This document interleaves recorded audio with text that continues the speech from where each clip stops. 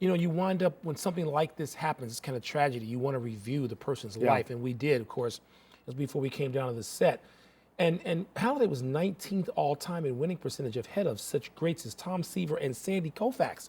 203 and 105 was his record. You think of him and CeCe Sabathia in terms of guys who've pitched the bulk of their careers in the 21st century among the handful of greats, and yes, future Hall of Famers, and only 40 years old. I was surprised he'd been out of baseball for 4 summers already. Pitched a no-hitter in the playoffs. Yeah. I mean, I think you have Randy Johnson and Pedro Martinez, and in the slot right after them, you can make the case for Roy Halladay on a personal level, because you know I don't like flying.